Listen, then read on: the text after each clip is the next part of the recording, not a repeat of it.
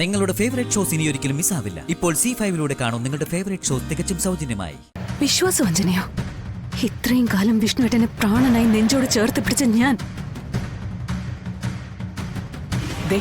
ശാലിനി, ഇപ്പോഴും നിനക്ക് ആ പ്രണയവും സ്നേഹവും ഇഷ്ടമൊക്കെ ഉണ്ടോ എന്റെ വിഷ്ണുവിനോട്?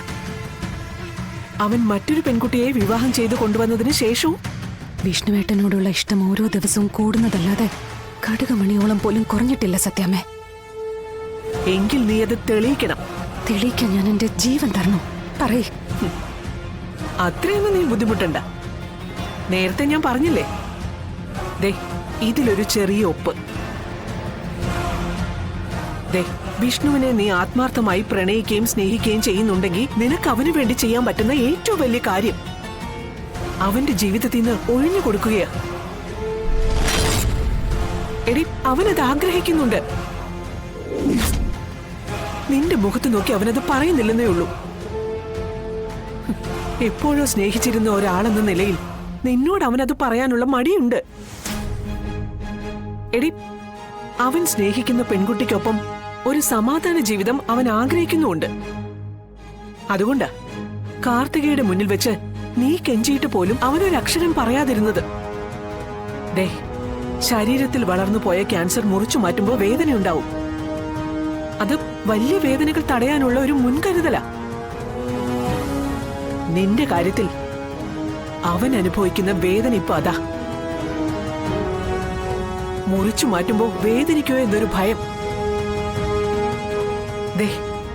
സത്യഭാമയായല്ല, വിഷ്ണുവിന്റെ അമ്മയായിട്ട് ഞാൻ നിന്റെ മുന്നിൽ നിൽക്കുന്നത്. ഈ ഡിവോഴ്സ് പെറ്റീഷനിൽ നിന്നെ കൊണ്ട് ഒപ്പിടിപ്പിക്കാമെന്ന് പറഞ്ഞ് അവന്റെ മുന്നിൽ കൂടെ തന്നെ ഞാൻ ഇറങ്ങിയത്.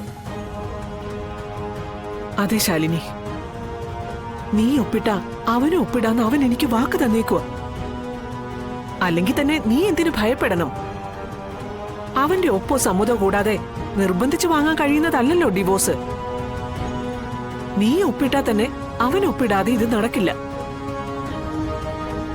അപ്പോഴും നീ ഒപ്പിടാൻ വിസമ്മതിക്കുകയാണെങ്കിൽ അവന് നിന്നോടുള്ള പ്രണയവും ഇഷ്ടമൊക്കെ മാറി പകരം അവന് നിന്നോടുള്ള വെറുപ്പ് നിറഞ്ഞോ എന്നുള്ള ഭയം മാത്രമാണ് കാരണം. അങ്ങനെ ഒരു ഭയം എനിക്കില്ല സത്യാമ്മേ.